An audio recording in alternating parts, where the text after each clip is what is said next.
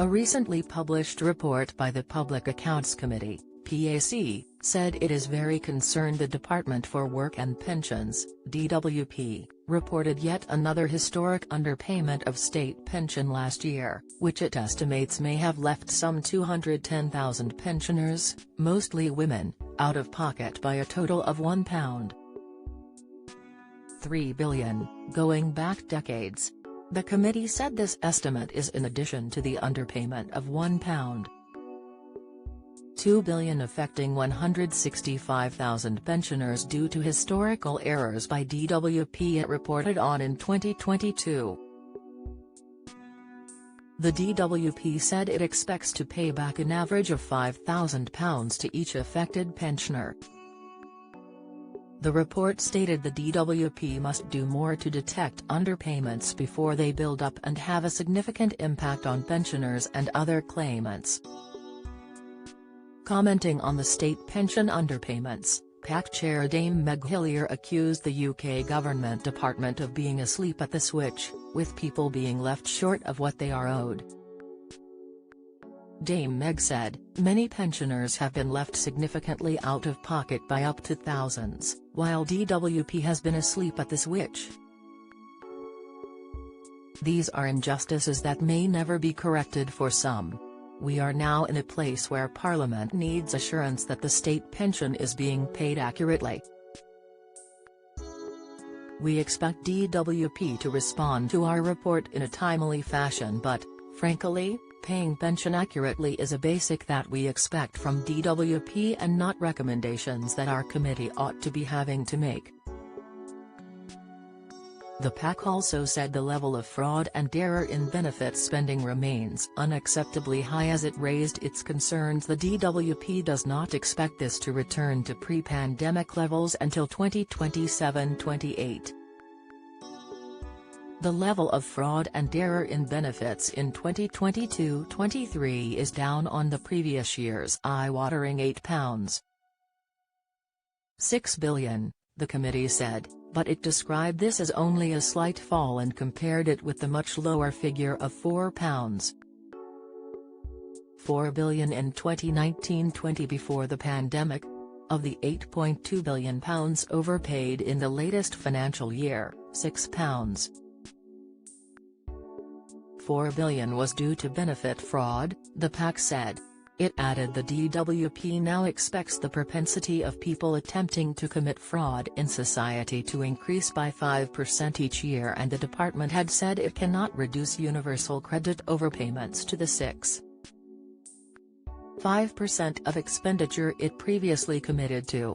The majority of fraud and error continues to be driven by universal credit, the report said, which was overpaid by a staggering 12.8%, £5.5 billion, in 2022-23. DWP estimates 18% of universal credit claims, relating to more than 800,000 people, already contain an element of fraud, the PAC said. The committee acknowledged the department's plan to tackle such fraud and error, commending the DWP for being more transparent on the issue, including investing a further £895 million in counter-fraud and setting an annual savings target.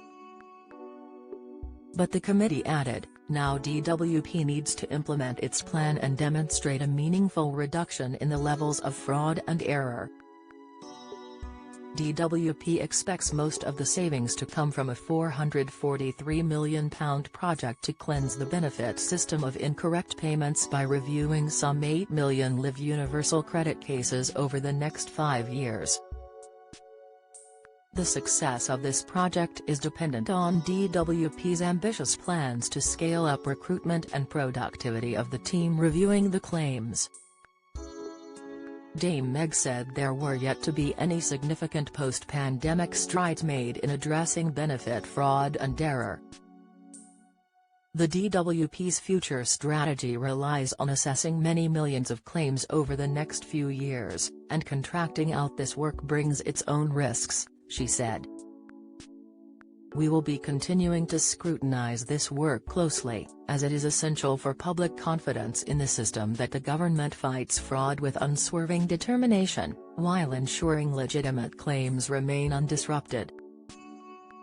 In response to the POC's comments, a DWP spokesperson said, "Our priority is ensuring everyone receives the financial support they are entitled to, and state pension underpayment rates due to official error remain low at 0.5% of expenditure.